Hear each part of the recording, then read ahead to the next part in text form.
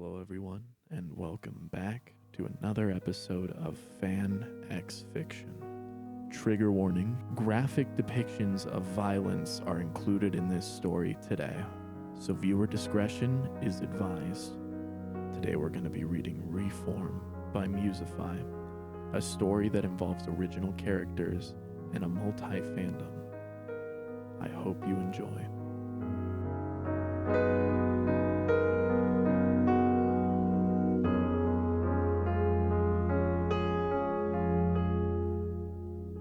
Chapter 1. His Life. Aloysius woke up with a great smile on his face. Snatching his clothes, he put on his clothes rapidly, which was easy since he had a slender body, and he rushed to the dining room. Good morning. Aloysius greeted his parents as he smiled. He sat down and began to eat his breakfast, pancakes with fruit slices placed to show a smiling face. Coming down from the stairs was his sister, with her long brown hair swaying up and down. She had a smile similar to Aloysius's as she ate her breakfast as well. The sun's light reached their house in Illinois. The light shined through their windows, giving the house a bright light inside as the two continued to happily eat their breakfast before heading to school. They put their plates in the sink and grabbed their backpacks. Aloysius and Cassia both said their goodbyes to their parents as they headed to high school. During the walk, Aloysius walked up a small hill on a street with his sister Cassia. The wind began to blow against Aloysius's brown flat hair and Cassia's long hair, making her blue eyes stand out more. Aloysius appreciated the joy and company he had and felt when he walked with Cassia. They turned right on a corner, and right there was Jackson High School. Why don't you do something with your bangs? I know they don't cover your vision, but at least cut them shorter. Cassia suggested to Aloysius. Nah, I think they add a little style to me with my dark blue eyes. It makes me stand out more, don't you think? Aloysius said to Cassia with a smile. They then both chuckled and opened the doors of Jackson High School. Aloysius and Cassia then went to their classes separately. The first class for Aloysius and Cassia is ELA. Aloysius was sitting in the class, but then the speakers went active. Excuse us for the interruption. It seems that all teachers for every class aren't coming today due to the flu that passed around. Please be cautious, as the disease may very well still be on the school grounds. Thank you very much, and stay safe. The speaker cut to static and then stopped. Aloysius shoved it off as coincidence and just ignored it. He then took out a notebook and a mechanical pencil from his bag and began to draw.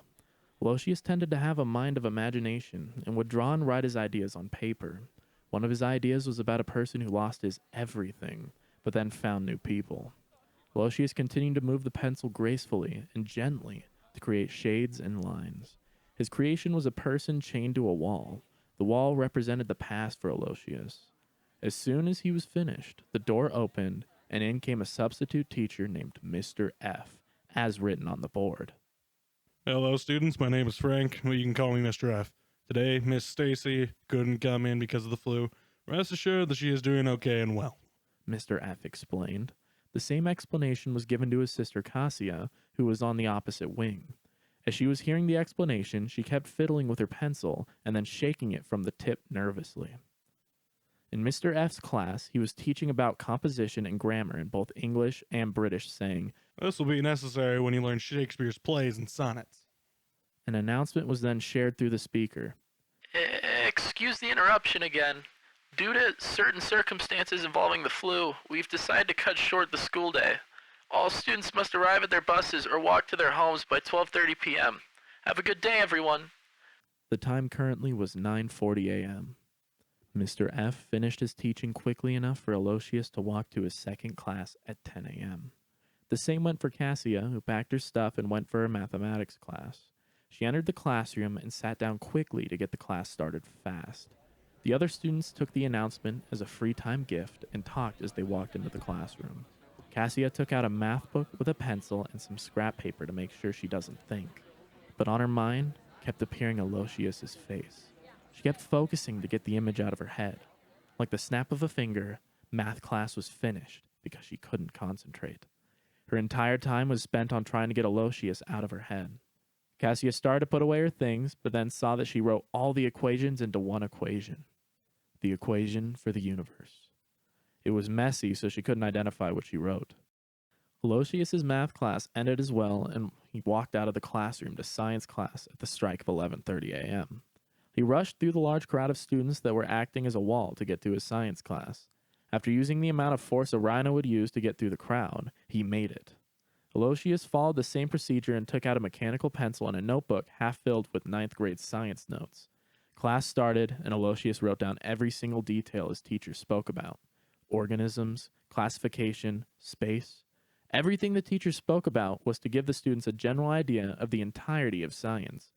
The clock hit 12:20, and students started to fiddle around as they waited for their cue to leave. The science teacher then gave an interesting idea before they left. Besides our universe, there are theories that multiverses could exist. The difference between a parallel universe and a multiverse is that a multiverse is a group of universes that make up everything: time, space, physics. Okay, it's 12:29. Have a good day, everybody. See you all one day. As soon as the teacher finished, the bell rang. Aloysius got up and put on his backpack, but as he was walking towards the exit, he kept getting pushed around by other students who were desperate to leave what seemed to them as a prison. Aloysius stopped walking when he got to a corner near the school. 5 minutes later, his sister Cassia arrived at where he was at. They continued to walk down the hill while smiling on the inside. The sun started to reach the middle of the sky and light glowed through the forest as they passed by. In just 10 minutes after viewing beautiful scenery on their way home, they arrived. Aloysius and Cassia greeted their parents, threw the backpacks on the couch, and ran up the stairs. Aloysius opened his door and closed. He threw himself on the bed and smiled. Ah, how relaxing this bed is. It is fun when you have someone with you to go where you go, experience the same things, and arrive at the same place. Ever since 9th grade, I have left the role of being a loner since Cassia and I started going to the same school. What would I have done without her today? Said Aloysius to himself. A knock on the door was heard, and Aloysius got up and opened the door. At the door was his sister, who wanted to ask him a question. If you were to be given an item that could give you all the power in the world, would you accept? Why ask? I just want to know. It was a thing our teacher in ELA told us to do for homework. Cassia said. The thing is, Cassia was lying. Well, even if I were to fall into darkness, I would never accept it because... Aloysius paused and frowned as he looked at the ground. Because I'm not like them. Our grandparents were broken and torn to shreds by that. I would never accept that. Never! I don't want my life to be destroyed and turn into one of them. Aloysius yelled furiously. I know, I just wanted to make sure you didn't change your goal. Your humility is part of you that I like, Ian. Cassia said as she smiled at Aloysius. I wouldn't call it that, but thanks. By the way, why did you call me Ian? You'll figure it out. Cassia said as she closed the door slowly. Aloysius smiled as he kept that in his head. His day went by normally. He was called for dinner, spent time with his parents and sister, and laughed. But each time, more light was brought into his life.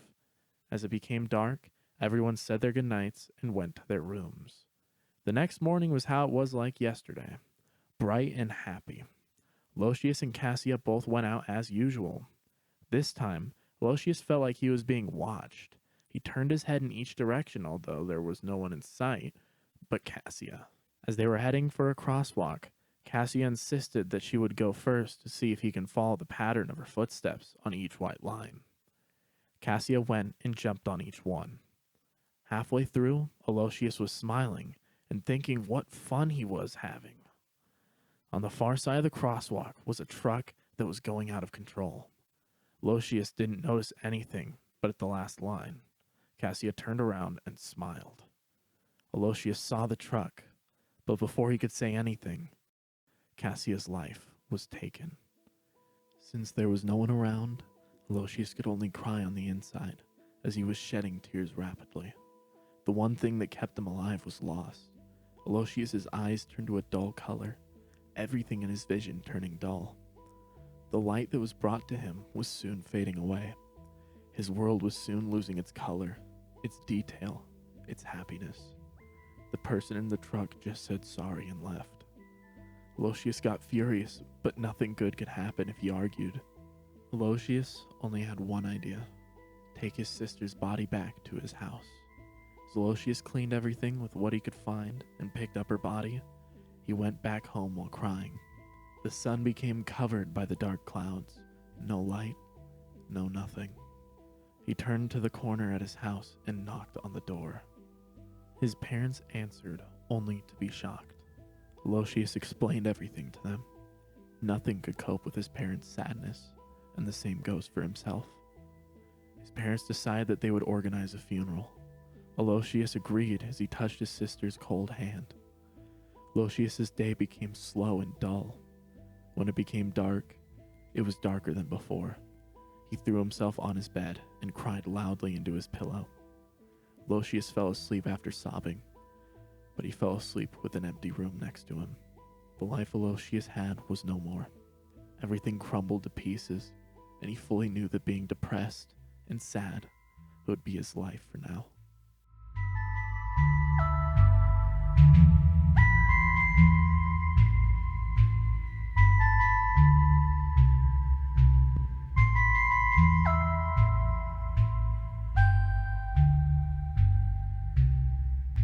Chapter 2. The Gift.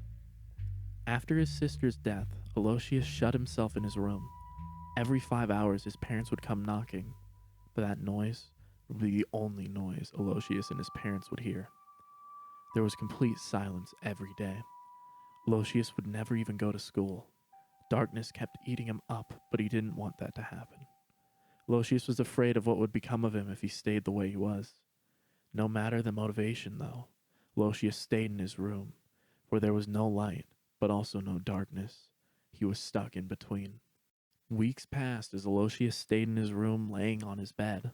He hadn't gone to school, and his parents never even saw a peek of his face coming from his room.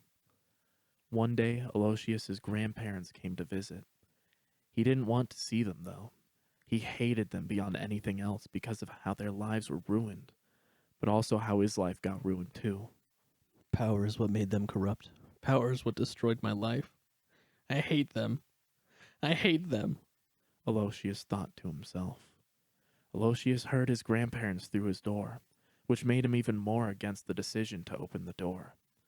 His grandfather asked if he could see his grandson. Aloysius's father warned him that Aloysius might never answer the door. His grandfather still wanted to try, and so walked up the stairs with a creaking sound on each step on the plank.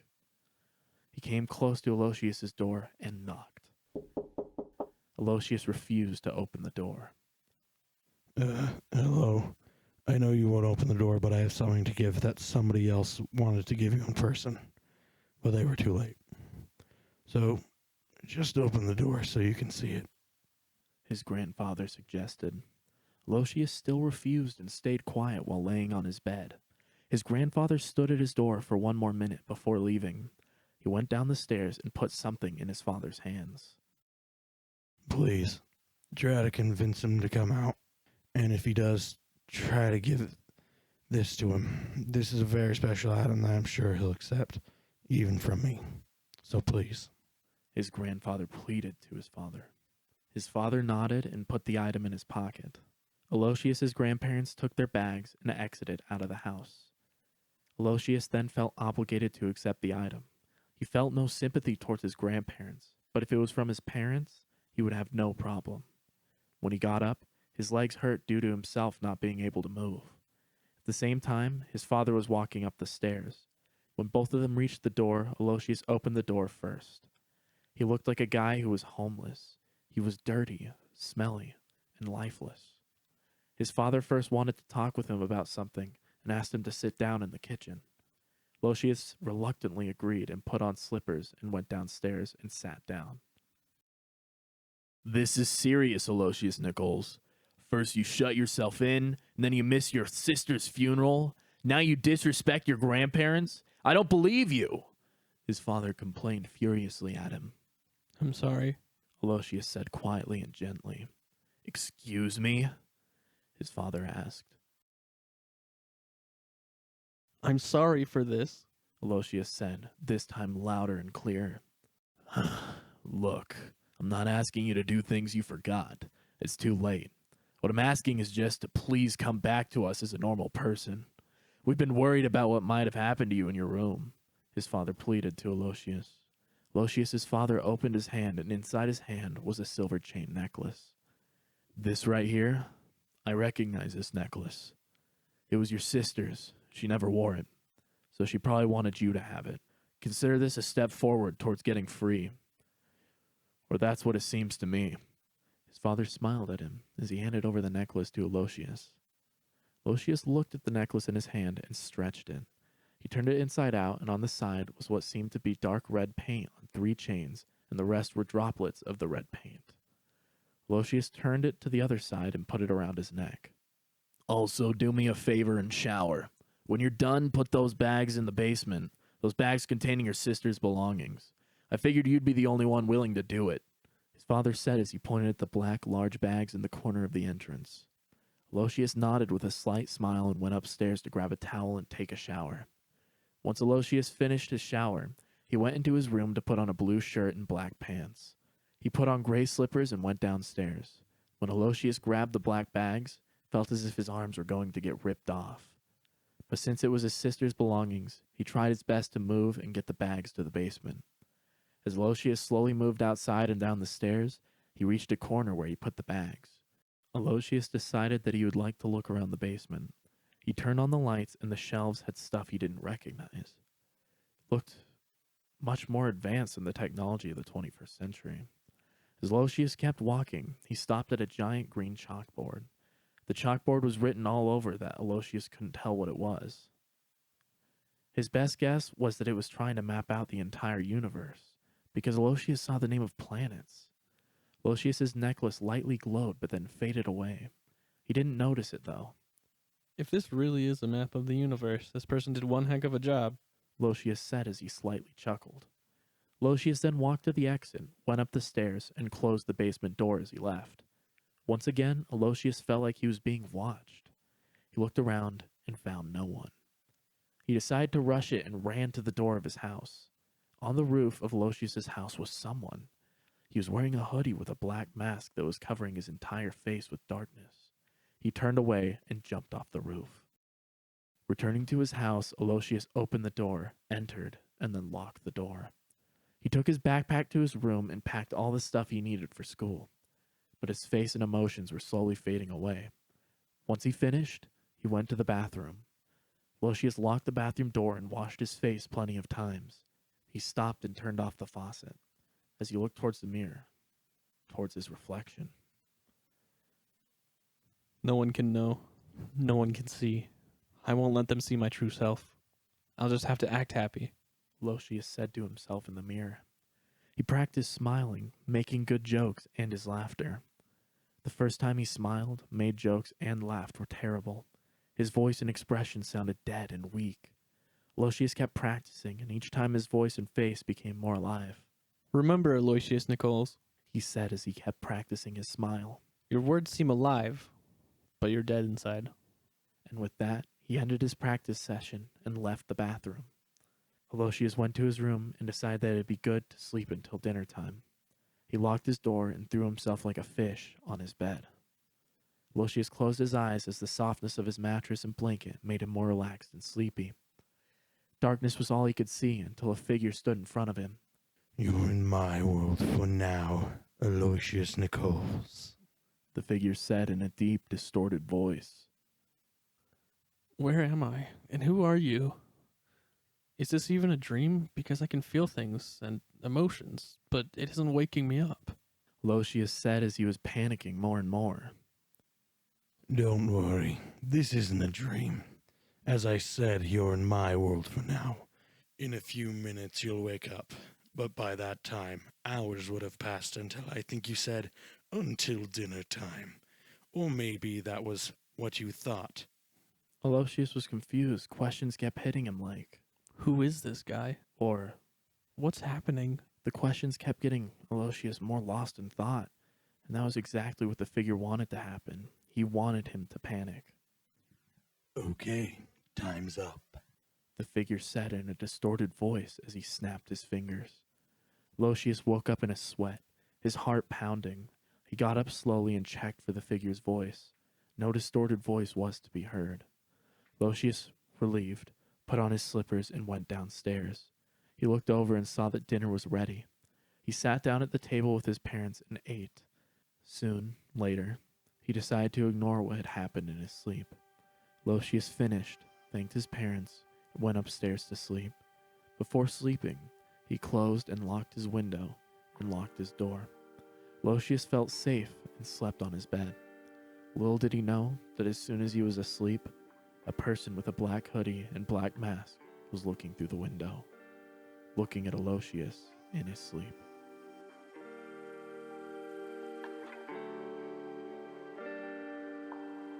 Thank you all so much for listening in to Reform by Museify.